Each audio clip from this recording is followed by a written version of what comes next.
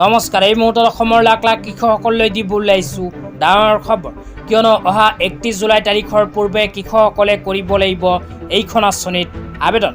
তো আপোনালোকে যদি খেতি বাতি কৰে তেন্তে ক্ষতিপূৰণৰ টকা পাবলৈ অহা 31 জুলাই তাৰিখৰ পূৰ্বে কৰক এইখন আঁচনিত আবেদন। তো কোনখন আঁচনি যদি সবিস্তাৰে জানিব বিচাৰে তেন্তে অনুগ্ৰহ কৰি ভিডিঅ'টো স্কিপ নকৰি প্ৰথমৰ পৰা শেষলৈ চাই থাকিব। লগতে মোৰ চেনেলত নতুন হ'লে প্লিজ চেনেলটো ছাবস্ক্ৰাইব কৰি মোৰ লগত থাকিব। তো বলক ভিডিঅ'টো আৰম্ভ কৰি এই বিষয়ত আমি বিস্তাৰিত জানি লওঁ। তো যিসকল কৃষকে খেতি বাতি কৰে সেইসকল কৃষকৰ বাবে ভাৰত চৰকাৰে আৰম্ভ কৰিছে এক বিশেষ আঁচনি। তো আঁচনিখনৰ নাম হ'ল PMFBY আঁচনি। তো এইখন আঁচনিলৈ ইয়াতে কি লিখা আছে পঢ়ি শুনাই দিছোঁ।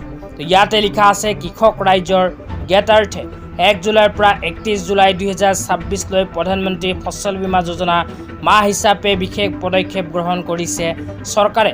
তো আপোনালোকে যদি খেতি বাতি কৰে তেন্তে আপোনাৰ বাবে চৰকাৰে 1 জুলাই তাৰিখৰ পৰা আৰম্ভ কৰি 31 জুলাই তাৰিখ পৰ্যন্ত ঘোষণা কৰিছে প্ৰধানমন্ত্ৰী ফচল বীমা যোজনা মাহ। তো আপোনালোকে খেতি বাতি কৰিলে অহা 31 জুলাই তাৰিখৰ পূৰ্বে কৰক প্ৰধানমন্ত্ৰী ফচল বীমা যোজনা আঁচনিত আবেদন। তো এইখন আঁচনি যদি আপোনালোকে আবেদন কৰে, আবেদন কৰাৰ পিছত আপোনাৰ খেতিডৰা যদি কোনো প্ৰাকৃতিক দুৰ্যোগৰ ফলত ক্ষয় ক্ষতি হয় তেন্তে ডাইৰেক্ট আপোনাৰ বেংক একাউণ্টত ক্ষতিপূৰণৰ টকা লাভ কৰিব। তাৰপিছত আৰু কি লিখা আছে পঢ়ি শুনাই দিছোঁ, অনুগ্ৰহ কৰি চাই থাকিব। তাৰপিছত লিখা আছে ফচল বীমাৰ বাবে শালি ধান নিৰ্ধাৰণ কৰা হৈছে। তাৰপিছত আৰু লিখা আছে যিকোনো পৰিস্থিতিৰ পৰা সকাহ পাবলৈ ফচল বীমা অন্যতম আঁচনি। তো আপোনালোকে যিকোনো প্ৰাকৃতিক দুৰ্যোগ কীট পতংগ আদিৰ ফলত যদি ক্ষয় ক্ষতিৰ পৰা ৰক্ষা পাব বিচাৰে তেন্তে এইখন আঁচনিত কৰক আবেদন।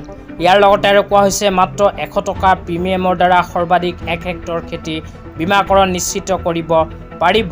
তো ইয়াতে উল্লেখ কৰা অনুযায়ী মাত্ৰ 100 টকাতে আপোনালোকে 1 হেক্টৰ পৰ্যন্ত খেতি মাটি কৰিব পাৰিব এইখন আঁচনিত আবেদন।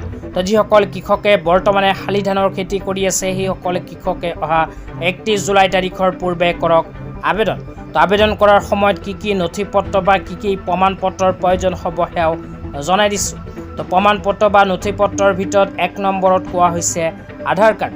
তো আপোনালোকৰ বাধ্যতামূলকভাৱে থাকিব লাগিব আধাৰ কাৰ্ড। 2 নম্বৰত কোৱা হৈছে মাটিৰ জমাবন্দী।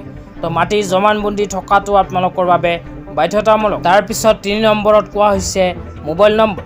তো আপোনাৰ এখন মোবাইল নম্বৰ থাকিব লাগিব। সাধাৰণতে এই 3খন প্ৰমাণ পত্ৰৰ সহায়তে আপোনালোকে 31 জুলাই 2026 তাৰিখৰ ভিতৰত কৰিব লাগিব PMFBY বা প্ৰধানমন্ত্ৰী ফচল বীমা যোজনা আঁচনিত আবেদন। তো যিসকলে এতিয়ালৈকে আবেদন কৰা নাই সেইসকলে নিজৰ অঞ্চলৰ CSC চেণ্টাৰত গৈও কৰিব পাৰিব আবেদন। আজি ইমানেই। ভিডিঅ'টো চাই কেনে পালে নিশ্চয় এইটো ভিডিঅ'ৰ কমেণ্ট বক্সত কমেণ্ট কৰি জনাই দিব। লগতে চেনেলটো ছাবস্ক্ৰাইব কৰি মোৰ লগত থাকিব। তো ধন্যবাদ।